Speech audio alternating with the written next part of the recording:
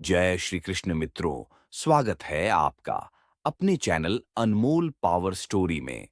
आज हम लेकर आए हैं कंजूस मक्खी चूस की कहानी। अगर आपको हमारी यह कहानी पसंद आए तो कृपया वीडियो को लाइक करके चैनल को सब्सक्राइब करें और बेल आइकन को जरूर दबाएं। तो चलिए दोस्तों, कहानी की तरफ बढ़ते हैं। रोहतास गांव की गलियों में एक नाम ऐसा था जो सुनते ही लोगों की मुस्कान में व्यंग्य की लहर दौड़ जाती। लाल प्रसाद। ये वही लाल प्रसाद था जिसकी कंजूसी के किस्से घरों की दीवारों से टकराकर दूर दराज के गांवों तक पहुंच चुके थे। जब कोई कहता, इतना कंजूस मत बनो यार, तो सामने वाला जवाब देता, मैं लाल प्रसाद थोड़ी हूं।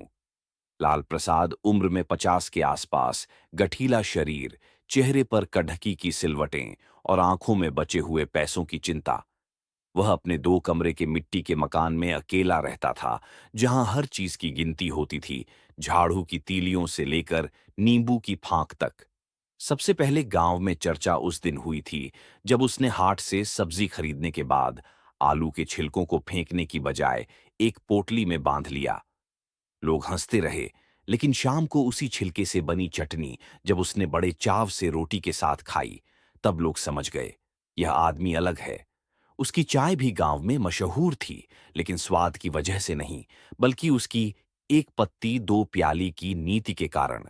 वह इस्तेमाल की गई चाय की पत्तियों को सुखाकर दोबारा उबालता था और उसे दूसरी दफा की चाय कहकर गर्व से पेश करता। लाल प्रसाद की झाड़ू की कहानी तो बच्चों को सोने से पहले सुनाई जाती थी। एक झाड़ू में कितनी तीलियां होती हैं, वह जानता था। जब एक झाड़ू टूटती, वह उसमें से बची तीलियों को दूसरी झाड़ू में जोड़ता और जब अंत में कुछ नहीं बचता, तो बकरी की पूंछ से बनी झाड़ू का निर्माण करता। बकरी भी उसकी अपनी थी, जिसे वह सूखी रोटी खिलाकर पालता। एक बार गांव में सड़क बनाने वाले मजदूर उसके दरवाजे के पास आराम कर रहे थे। लाल प्रसाद बाहर निकला और बड़ी नाराजगी से बोला, धरती मेरी है, उस पर बैठने का किराया कौन देगा? मजदूर हंसी में बात टाल गए, लेकिन लाल प्रसाद ने बाद में पंचायती बैठक में यह मुद्दा भी उठा दिया। शादी ब्याह में तो उसकी कंजूसी नई ऊंचाइयों पर थी।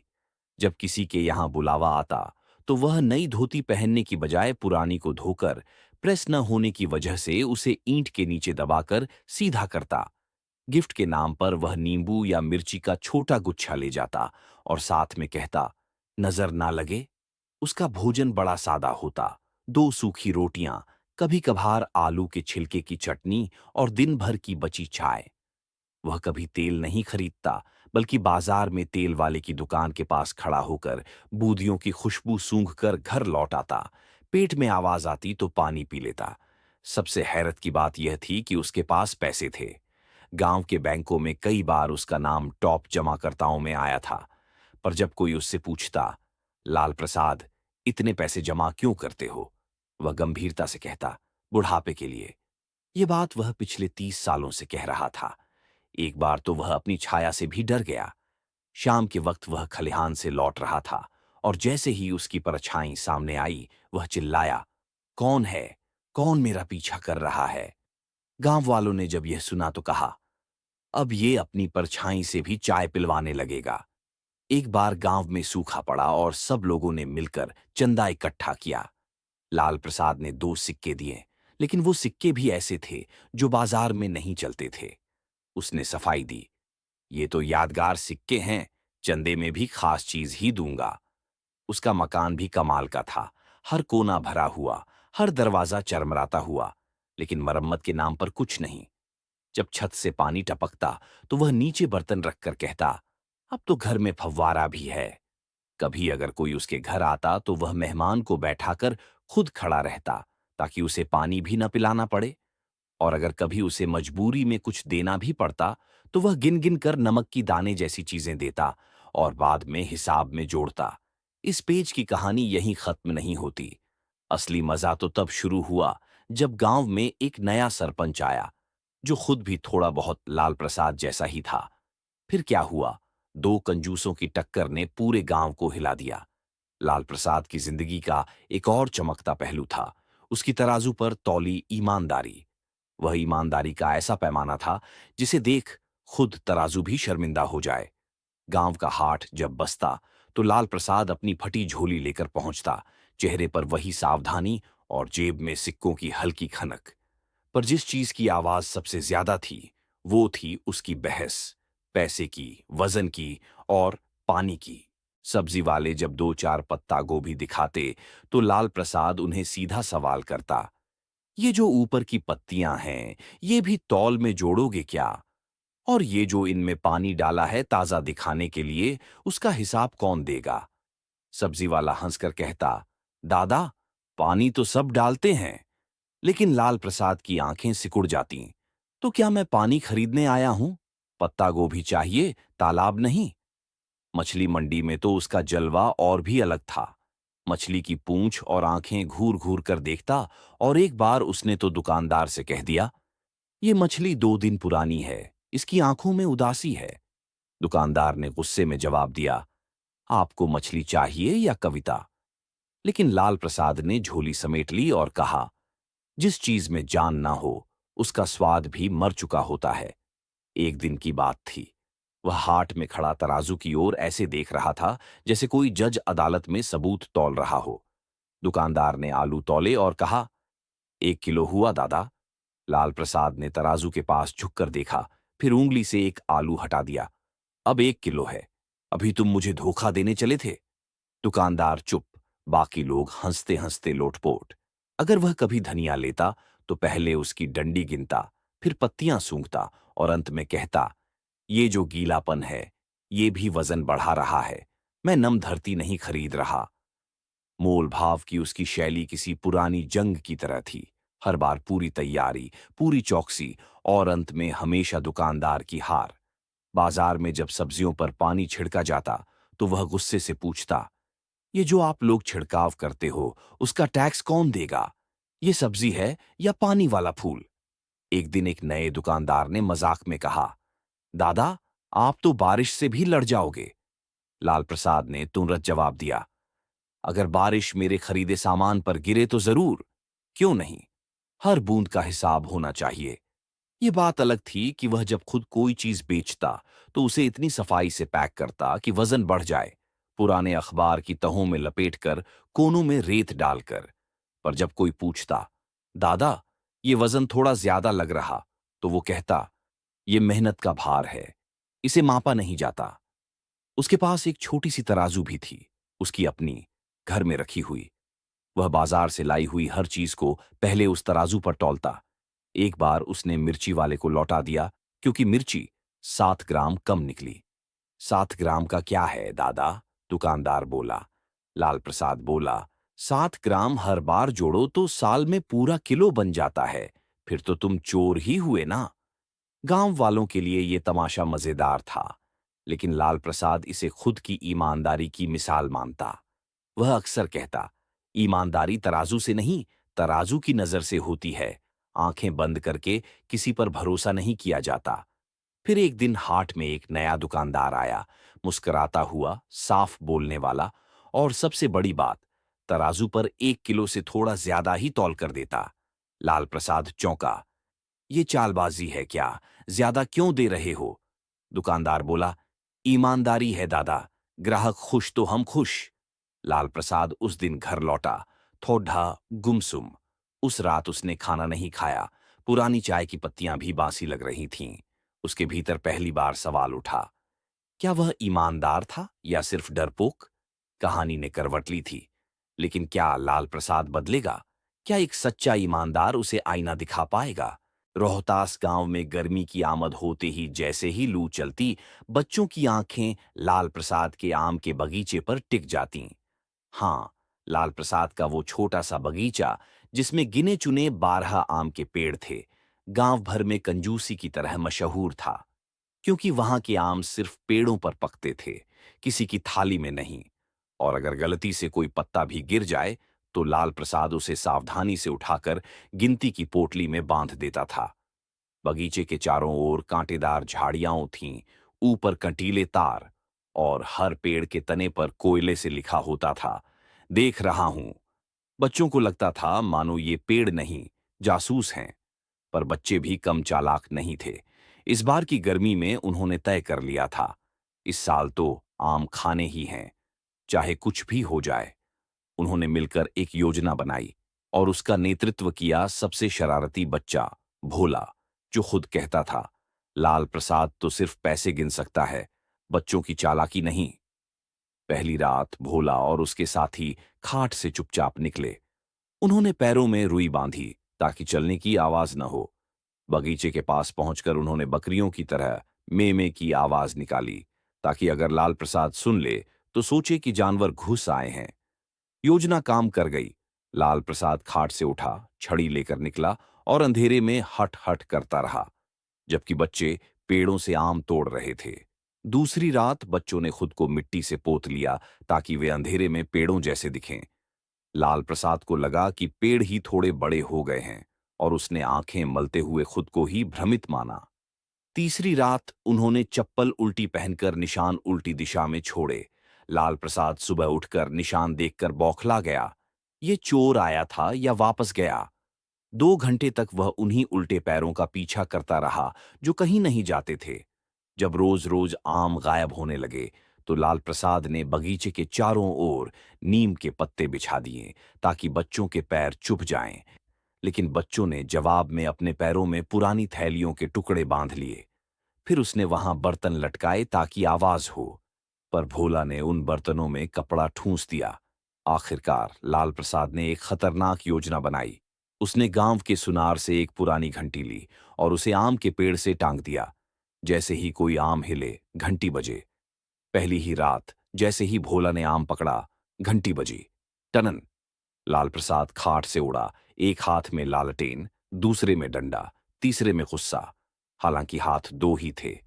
वह बच्चों के पीछे दौड़ा और पहली बार वह तेज दौड़ा, इतना तेज कि बच्चों की चप्पलें छूट गईं। सुबह पूरे गांव में खबर फैल गई, लाल प्रसाद ने चोर पकड़ लिया। पर सच्चाई ये थी कि बच्चों ने भागते समय आम वहीं गिरा दिए थे और लाल प्रसाद आम देखकर खुश था। कम से कम मेरे आम मेरे हाथ तो आए। पर कहानी यहीं खत्म नहीं हुई। बच्चों ने अब नई चाल चली। उन्होंने गांव में अफवाह फैला दी कि लाल प्रसाद के आमों में कोई बीमारी है, खाने से पेट फूल जाता है। एक दिन एक बच्चा जानबूझकर बीमार होने का नाटक करते हुए चिल्लाया, मैंने लाल प्रसाद का आम खाया, पेट दुख रहा है। और पूरे गांव में हलचल मच गई। अब आम के बगीचे से लोग खुद ही दूर हो गए। लाल प्रसाद हक्का बक्का। 2 हफ्ते तक कोई आम चुराने नहीं आया। वह खुश तो था, पर जब आम जमीन पर गिरने लगे तो दुखी भी हुआ। इतनी मेहनत से बचाए, अब खुद गिर रहे हैं। मजबूरन उसे आम गांव के बच्चों को खुद बुलाकर देने पड़े। लो खाओ, पर बीमारी का बहाना मत बनाना। बच्चों ने मुस्कुराकर कहा, दादा, अब तो आप भी समझदार हो गए। लाल प्रसाद ने धीरे से सिर हिलाया और पहली बार मुस्कुराया भी। शायद ये वही मुस्कान थी जो उसने बचपन में किसी आम के लिए दी होगी। रोहतास गांव में बरसात का मौसम आया तो बादलों ने जैसे कसम खा ली थी कि इस बार खुदा को भी चौंकाकर बरसेंगे। एक रात बिजली ऐसी कड़की कि पूरा गांव थर्रा गया और उसी कड़क में एक भीषण दुर्घटना हो गई। गांव के सबसे पुराने और भरोसेमंद किराना दुकानदार मोहन की दुकान पर बिजली गिर गई। धुएं, आग और पानी की उस त्रासदी में मोहन की दुकान, जो मिट्टी, बांस और छप्पर की छांव में बसती थी, एक पल में राख हो गई। वह दुकान नहीं थी, उसका सपना था, उसकी रोजी रोटी, उसके 3 बच्चों का भविष्य और पत्नी की बीमारी का इलाज। सब कुछ एक झटके में खत्म हो गया। गांव वाले दौड़े, बाल्टियों से पानी फेंका, हाथों से राख समेटी, पर कुछ बचा नहीं। सुबह जब सूरज निकला तो मोहन के माथे पर पसीने से ज्यादा चिंता की लकीरें थीं। और जब गांव की पंचायत बैठी तो सबसे पहला नाम जिसने मदद की उम्मीद जगाई, वह था लाल प्रसाद। पूरा गांव जानता था लाल प्रसाद के पास पैसे की कोई कमी नहीं। उसकी तिजोरी में पुराने नोट ऐसे पड़े थे जैसे आचार की बरनी में आम, बंद, चुप, पर कड़वे। पर मुश्किल ये थी कि लाल प्रसाद किसी को एक पैसा भी नहीं देता था, चाहे वह भूखा हो या बीमार। फिर भी पंचायत ने मोहन के कहने पर एक प्रतिनिधि दल भेजा। 5 आदमी, हाथ जोड़ते हुए, उम्मीद की डोर पकड़े हुए। वे लाल प्रसाद के दरवाजे पर पहुंचे। लाल प्रसाद दरवाजे पर आया, धोती को कसकर बांधा और पूछा, इतनी सुबह सुबह? बकरी खो गई है या दिमाग? पंचायत प्रमुख ने सिर झुकाकर कहा, नहीं दादा, मोहन की दुकान जल गई, सब कुछ चला गया। गांव की एकता आपसे मदद की उम्मीद कर रही है। लाल प्रसाद का चेहरा कुछ पल के लिए सख्त हुआ। उसने छड़ी जमीन पर पटकी और कहा, दुकान उसकी थी, बिजली भगवान की, मैं बीच में क्यों? सब चुप। लेकिन फिर उसने अजीब बात कही, मोहन खुद आए तो बात करूंगा। अगले दिन मोहन, जिसने कभी किसी के आगे हाथ नहीं फैलाया, आंखों में आंसू लिए लाल प्रसाद के दरवाजे पर आया। वह कांप रही थी, शर्म से, टूटे आत्मसम्मान से, और शायद इस उम्मीद से कि कोई चमत्कार हो। लाल प्रसाद ने उसकी हालत देखी, कुछ पल चुप रहा, फिर बोला, तुमने तो कभी उधार नहीं मांगा, अब क्यों? मोहन ने सिर उठाकर कहा, क्योंकि आज सब कुछ चला गया, और आप ही वो इंसान हैं जो इस गांव में सब कुछ बचा सकते हैं। ये शब्द थे, सीधा वार। पहली बार लाल प्रसाद को लगा कि उसके पास सिर्फ पैसा नहीं, जिम्मेदारी भी है। उसने खांसते हुए पूछा, अगर मैं कुछ दूं तो वापस कब दोगे? मोहन बोला, शायद कभी नहीं, लेकिन मैं मरते दम तक आपका एहसान नहीं भूलूंगा। और ये वाक्य कुछ ऐसा था जो किसी ने कभी लाल प्रसाद से नहीं कहा था, एहसान। वह शब्द जिसे उसने हमेशा बोझ माना, उस दिन पहली बार हल्का लगा। वह भीतर गया, अपनी तिजोरी खोली, वही तिजोरी जिसमें उसने गिन गिन कर गांठ बांधी थी। उसने पुरानी चिट्ठियों को हटाया, सिक्कों के नीचे रखा एक छोटा बंडल निकाला और चुपचाप मोहन के हाथ में दे दिया। मोहन देखता रह गया, जैसे किसी पत्थर से पानी निकल आया हो। गांव वालों को जब खबर मिली तो पहले किसी को यकीन नहीं हुआ, फिर धीरे धीरे ये बात गूंजने लगी, लाल प्रसाद ने मदद की, वो भी बिना गिनती के। लाल प्रसाद उस दिन शाम को अकेले अपने बगीचे में बैठा था। पहली बार हवा उसे सुकून दे रही थी। उसने खुद से कहा, शायद कभी कभी देने से ज्यादा सुख मिलता है, जितना जोड़ने से नहीं। उस रात जब मोहन की आंखों में उम्मीद और आभार की झलक देखकर लाल प्रसाद ने अपनी तिजोरी का एक बंडल बिना गिनती के किसी को सौंपा, तो उसका सीना पहले तो भारी हुआ, फिर कुछ पल बाद अजीब हल्का। उसने खुद को आईने में देखा, और पहली बार उसे अपनी आंखों में डर की जगह शांति नजर आई। पर असली कहानी तो उस रात शुरू हुई। जैसे ही वह अपनी खाट पर लेटा, पुराने खटराक खाट की चरमराहट उसे अच्छी लगी। ऐसा पहली बार हुआ। उसने सोच लिया था कि अगली सुबह फिर से सब कुछ वैसा ही होगा, जैसे सालों से चलता आ रहा है। तिजोरी की सफाई, छत की टपकती बाल्टी में गिरते पानी की गिनती, और अलमारी में रखी गुड़ की डली को चूहे से बचाने की योजना। पर नींद आई ही नहीं। रात के तीसरे पहर, जब गांव में सिर्फ झींगुर बोलते हैं और चूल्हों की राख ठंडी हो जाती है, लाल प्रसाद की आंखें अचानक बंद होते ही एक सपना शुरू हो गया। वह खुद को एक वीरान मैदान में खड़ा पाता है। चारों ओर सूखा पतझड़, और दूर दूर तक कोई नहीं। अचानक एक बुजुर्ग साधु वहां आता है, लंबी सफेद दाढ़ी, गेरुए कपड़े, और हाथ में एक तुल्ला, तराजू। वो साधु कुछ नहीं कहता, बस तराजू आगे करता है। लाल प्रसाद पूछता है, ये क्या है? साधु कहता है, तुम्हारी जिंदगी का हिसाब। तराजू के एक पल्लड़े में पैसे, गिनती, बही खाते, बंद तिजोरियां और बचाई गई हर चीज भर जाती है। इतना वजन कि पल्लड़ा जमीन में ढंसने लगता है। दूसरे पल्लड़े में आते हैं एक बच्चा जो भूखा था, एक बूढ़ा जो इलाज के बिना चला गया, एक औरत जो 2 रुपये के तेल के लिए लौट गई, और अंत में मोहन, जिसकी टूटी दुकान के सामने तुम खड़े थे। लाल प्रसाद चिल्लाता है, मैंने मोहन की मदद की। साधु शांत मुस्कान के साथ कहता है, इसलिए ये सपना अब सपना नहीं, संकेत है। लाल प्रसाद की आंख खुलती है, पसीना, धड़कनें तेज, और आंखों में डर नहीं, सवाल। सवेरा होते ही वह उठकर बैठ गया, और पहली बार चाय के साथ खर्च की गिनती नहीं की। उसने पुराने कपड़े पहने और अकेले बगीचे में टहलने चला गया। वही बगीचा जिसे कभी उसने किले की तरह बंद कर दिया था। अब वहां हर पत्ता उसे बुलाता सा लगा। उस दिन उसने घर की पुरानी संदूक से वो बही खाता निकाला, जिसमें गांव के हर आदमी का कर्ज लिखा था, चौधरी का, लोहार का, दर्जी का, सबका। उसने हर पन्ने को देखा और फाड़ दिया। हाँ, एक एक कर फाड़ दिया। उसकी बहू ने देखा तो चौंक गई। बाबा, ये क्या कर रहे हैं? लाल प्रसाद बोला, बेटा, आज पहली बार मुझे लगा जो बोया है उसे काटने का वक्त आ गया है। गांव में ये बात आग की तरह फैल गई। लोग डरते हुए आए।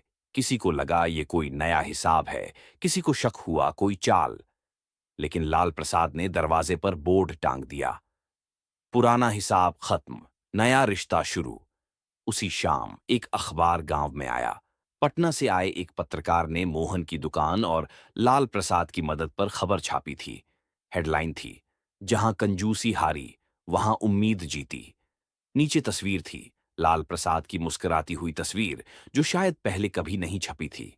फिर आया एक और चौंकाने वाला मोड़। शहर से एक बड़ा व्यापारी, बंसल एंड कंपनी का मालिक, गांव में आया। उसने लाल प्रसाद से कहा, आपकी छवि बदल रही है और हमें ऐसे लोगों की जरूरत है जो भरोसे के साथ जुड़े। हम चाहते हैं आप हमारे ब्रांड एम्बेसडर बने, बचत के संत के रूप में। पूरा गांव सुनता रह गया। लाल प्रसाद ने हल्की मुस्कान के साथ कहा, मैं कोई संत नहीं, बस अब समझ आया कि अकेले जोड़ने से जीवन नहीं बनता, कुछ बांटना भी जरूरी है। अखबार की उस छोटी सी खबर ने जो चिंगारी लगाई थी, वो धीरे धीरे लाल प्रसाद के अंदर कुछ बड़ा जलाने लगी। अब वह केवल अपने पैसे के ढेर को नहीं, अपनी छवि को भी देखता था। और पहली बार उसे अपनी छवि से शर्म आने लगी। गांव का सबसे बड़ा कंजूस कहलाना अब उसे अपमान जैसा लगने लगा था। उसने खुद से पूछा, अगर मैं आज मर जाऊं तो लोग क्या कहेंगे कि इसने तिजोरी भरी पर दिल खाली रखा। यही सवाल उसके दिल में गूंजता रहा। और फिर एक दिन उसने एक और चौंकाने वाला फैसला लिया, गांव के बच्चों के लिए एक स्कूल खोलने का। कई लोग यह सुनकर हंसे। कुछ बोले, लाल प्रसाद और स्कूल, ये तो पेंसिल तक मांग कर लाता था।